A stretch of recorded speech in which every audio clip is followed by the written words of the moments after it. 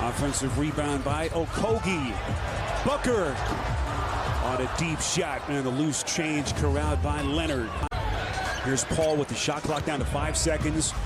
He'll fire off the back of the rim, and this ragged offensive start for the Suns continues. They've missed their first 5 shots. And last but not least, Jimmy, the sentence is, I just want to hoop. That's what KD's talking about. I just want to hoop. One of the best, man, that just loves to play the basketball game. And talking to Monty Williams, we found out that he's just going to simplify the offense a little bit and allow KD to kind of fit in that way. Where he fits with this group. We've been talking about him and with him, trying to get a feel for where he likes him. Well, the beautiful part is that Monty Williams already had a relationship with him based on OKC, but also USA Basketball. So the mindset and understanding is there. Paul George able to knock in. Of course, second stint with the Clippers for Gordon, and another big piece that they add, part of the supporting cast, retooling for this team, as Zubac, one of the top offensive rebounders in the league, unable to squeeze it for the Clippers. Okogie from deep. Morris against Booker. This is Leonard. Finds his spot. A little bit of a line drive delivery. There's a familiarity with this kid with the Clippers. Knows them from his pre-draft workouts. And at least initially, everyone seems to be very excited about the fit. Understand, when you're playing behind Jamal Murray, not going to be a lot of minutes dispersed on the court. And it's frustrating for a young player that wants to prove himself. Paul unable to get it to Booker on the box, so they reset out to Okogie. Pass inside, they turn it over. Zubac with the rip. Ahead of the field is Mann, lines it up. Shot clock at 5. CP3 to Ayton. Missed it. Leonard against Craig. 3 to shoot. Leonard. Double dribble. You're right. Turnover.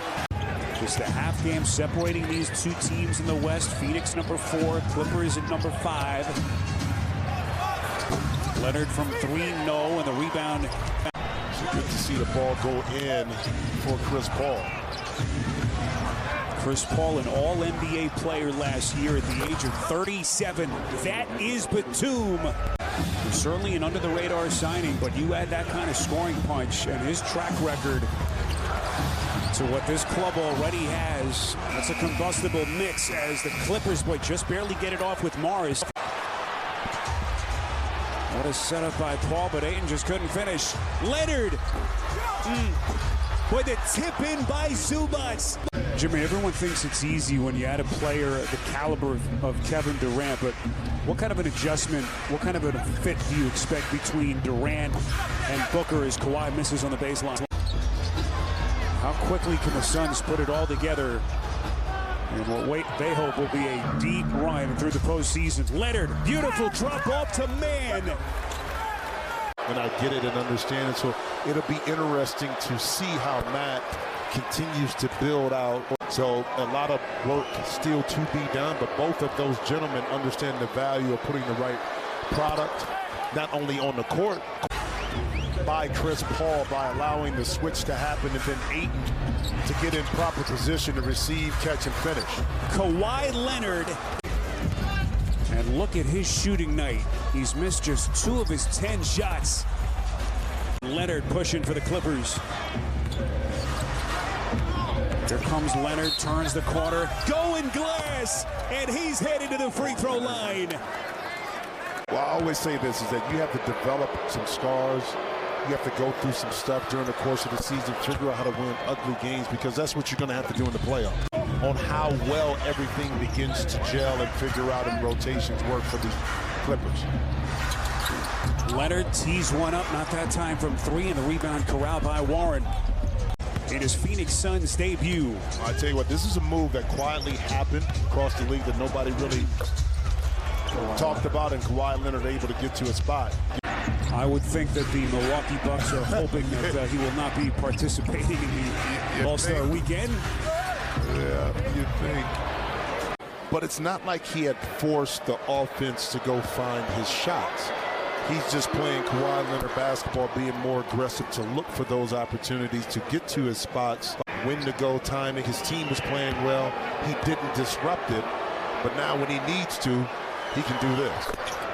And one thing to keep in mind about Golden State, they barely had their starting group for a cup of coffee last year before the playoffs began. And one thing to keep in mind about Golden State, they barely had their starting group for a cup of coffee last year before the playoffs began. And we all know how the season ended. And one thing to keep in mind about Golden State, they barely had their starting group for a cup of coffee last year before the playoffs began. And we all know how the season ended. Straight such teams, Jimmy, after the break. The good news is that the Clippers have played a really front-loaded schedule this year, so they'll get a lot of practice time, which is acclimated even further. Well, cool stat, but it also tells you, for me, all switchable assets, so to speak. Even Duke can guard in a little bit of space. Paul George. George teeing off right through the Phoenix defense. Man advantage for the Clippers. Gordon, the trailer, tees it up as we approach the final 2 minutes here in Phoenix. Leonard maintains his feet, puts it down. That was nasty. Clippers trying to run that clock. Final 60 seconds, shot clock down to 2. What a matchup between Paul and George. Leonard flicks it up and in, and he's headed to the free throw line. That is about as subdued a response as we'll ever see from Steve Ballmer. He has to be excited about the prospects of his team. They will leapfrog Phoenix in the standings and move into the 4th spot in the West.